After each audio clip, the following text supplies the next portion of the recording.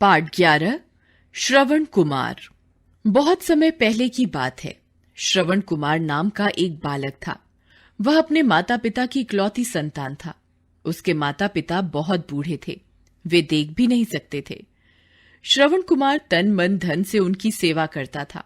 एक बार श्रवण कुमार के माता पिता ने उससे कहा, बेटा, हम तीर्थ यात्रा करना चाहते हैं, लेकिन हम बहुत बूढ़े हो चुके हैं और देख भी नहीं सकते, इसलिए अपने आप यात्रा करने में असमर्थ हैं।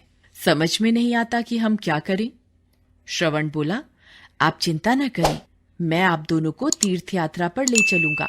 श्रवण कुमार ने एक लाठी और 2 बड़ी बड़ी टोकरियां ली और उनसे एक मजबूत कांवड़ तैयार की। फिर उसने कांवड़ के दोनों ओर अपने माता पिता को बैठाया और तीर्थ यात्रा पर निकल पड़ा।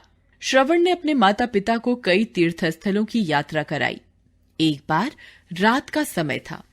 वे तीनों अयोध्या के पास एक वन में से होकर गुजर रहे थे। रास्ते में श्रवण के माता पिता को प्यास लगी।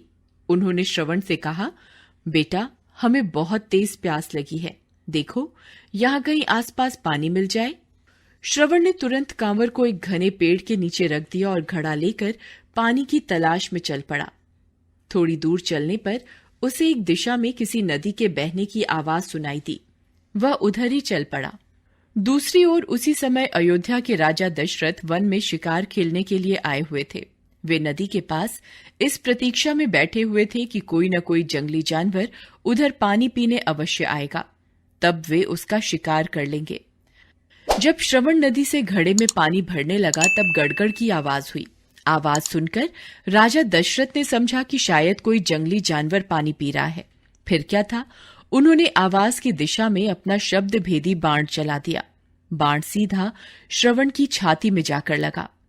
बाण लगते ही श्रवण की चीख निकल गई और वह तड़पता हुआ जमीन पर गिर पड़ा। उसकी चीख सुनकर राजा दशरथ दौड़ते हुए वहां पहुंचे। एक मनुष्य को घायल और तड़पता हुआ देखकर उन्हें बड़ा दुख हुआ। उन्हें अपनी भूल पर बहुत पश्चाताप हुआ, लेकिन अब क्या हो सकता था। राजा के मुख पर पश्चाताप के भाव देखकर श्रवण ने कहा, राजन, इसमें आपका कोई अपराध नहीं है, आपसे यह सब अनजाने में ही हुआ है। दशरथ ने दुखी मन से कहा, नहीं, मुझे ऐसे बाण नहीं चलाना चाहिए था, मैं बहुत शर्मिंदा हूं। बताओ, अब मैं तुम्हारे लिए क्या कर सकता हूं। श्रवण की सांस उखड़ रही थी। वह बड़ी कठिनाई से बोला, राजन, मेरे वृद्ध माता पिता बहुत प्यासे हैं। वे वन में पेड़ के नीचे मेरी प्रतीक्षा कर रहे होंगे। आप कृपा करके उन्हें जल पिला देना। इतना कहकर उसने अपने प्राण त्याग दिए।